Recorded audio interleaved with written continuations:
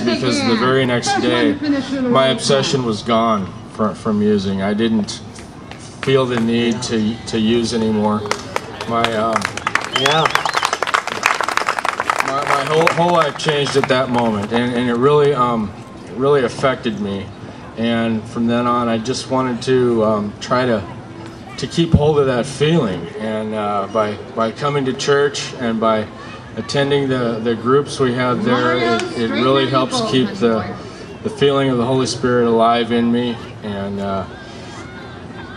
you know, it replaces that thing that I kept trying to fill up with drugs and alcohol. Somebody explained it to me one time. It's a God-shaped hole that us addicts try to fill up. And you know, there were times in my life before when I tried to quit using drugs, and I never felt that. You know, I always felt like I was missing something. And when I came to Jesus, I realized that that's what I was missing the whole time. And to this day, I just feel so much better about myself and about life in general. All right, let's give it up for Brent Garner. Swain. Have Swain come forward. I had the opportunity to attend Swain's drug court graduation. An amazing thing. The drug court, I knew about it with voice only. I went and had the opportunity to watch the graduation. And folks, we have a court system, at least through the drug court, that truly cares about people that are hurting. I've never in my life watched a judge cry before people before Friday. And he had to compose himself. Judge Roof, I believe his name was, an awesome guy. But Swain, you just graduated from that. And I want you to talk a little bit about your journey, because you know what, your life was going a direction, and drug court, what it's for is, well, you tell me what it's for. Explain what drug court is, and how do you get in drug court? What do you have to do, Swain? To get in drug court, you basically have to be a felon. Some part of your life you have to have been caught with drugs, or your life has been messed up because of drugs, and that's where I was. I started my drug addiction when I was 18, and it was because of a traumatic experience. And instead of turning over to faith and to God, I turned to addiction. I had hid all my feelings. I had nothing but anger and hate and resentment. And it wasn't until I went to KRC, and it was Carrie that led me to God. And when I heard the people that came in with her that spoke, how their faith and believing in God, so defeating West Wing is the Wild Trout, and defeating TTF everything just became better. I had tried getting sober before, had been to treatment before, but never had any kind of spiritual growth or any kind of God in my life. And I believe today that that's the reason why I am here today. Yeah, awesome. Let's give it up for Swain Lee. Now, we've talked with two people that have had a problem with addiction in their life and how they turn to God. But you know what? Not everybody has problems with addictions. But sometimes people going through life and life is going good. They're great people. You would meet them. They'd be absolutely wonderful. But Diane, kind of come up to the mic here. And Diane was one of these people. Tell them what your job was before you. Diane just retired here this past year. Tell them what you did. I was the executive assistant to a CEO of a big nonprofit in Seattle. Very good. And Diane came with us. She had was not a believer, really, as her life.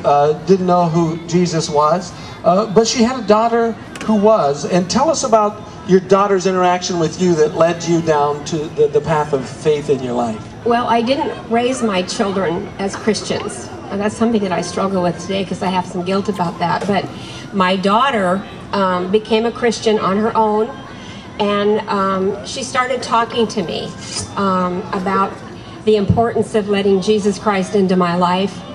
And she talked for a long time, and it slowly started to sink into my heart that I needed to maybe start this journey.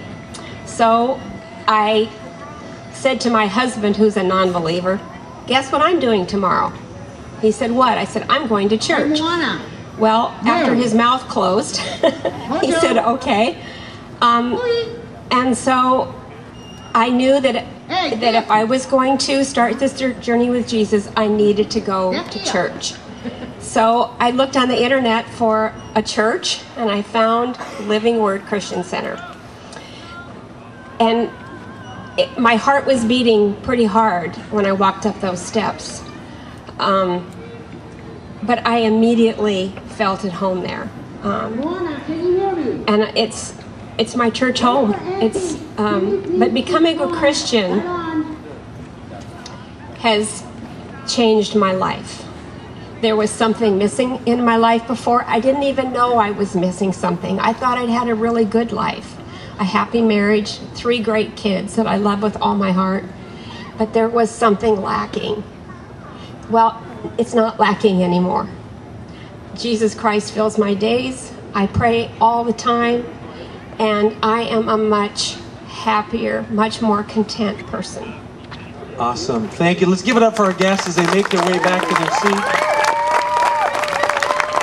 Do you know that God puts you where you need to be when you need to be there? Come on up here, Gary. I want Gary to speak and to speak right into that mic. Oh. Don't get too close. It might shock you. No, I was just joking.